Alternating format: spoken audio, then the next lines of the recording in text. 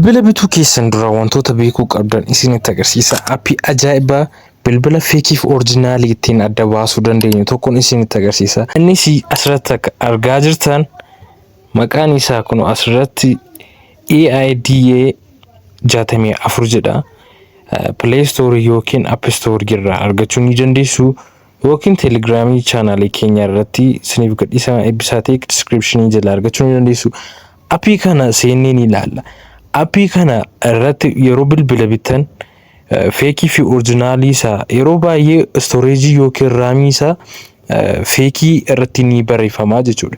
Isa adda baasuuf aappiin kun isin barbaachisaa jechuudha. Aappii kana erga bantanii booda daawunloodii godhatanii erga bantanii booda asirratti argaa jirtan wantoota baay'ee optionii wantoota isin adda baasuu dandeessan asirratti tarreessitii jira jechuudha. Neetworkii isaa adda baasuu yoo barbaadan haala kana neetworkii bakka jedhu irratti ni cuqaasu. Baatirii isaa adda baasuu yoo barbaadan immoo baatirii bakka jedhu irratti ni cuqaasu jechuudha. Yeroo baay'ee namoonni baay'een kan shawwadaman yookiin feekii kan irratti ta'u siistemii isaa irrattidha jechuudha. Siistemii isaa yeroo baay'ee kan inni jedhu raamiin isaa 8-6 jedhee garuu 4 ta'uu ni danda'a. Fakkeenyaaf raamiin bilbila kanaa 4dha. Oriijinaalii isaa ta'uusaa asirratti agarsiisee jira jechuudha.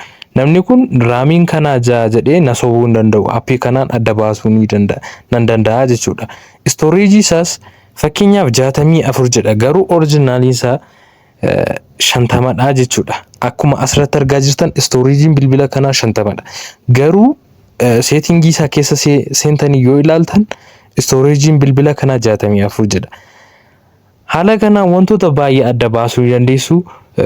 Moodelii gosa bilbila kanaas adda baasuu ni dandeessu jechuudha. Fakkeenyaaf moodelii isa jalqaba namni kamuu sin shawwaduu hin danda'u. Moodeliin bilbila kanaa asirratti jalqaba irratti isiniif barreeffamee jira jechuudha. Kana malee wantoota baay'ee aappii kana fayyadamuudhaan wantoota baay'ee adda baasuu ni dandeessu.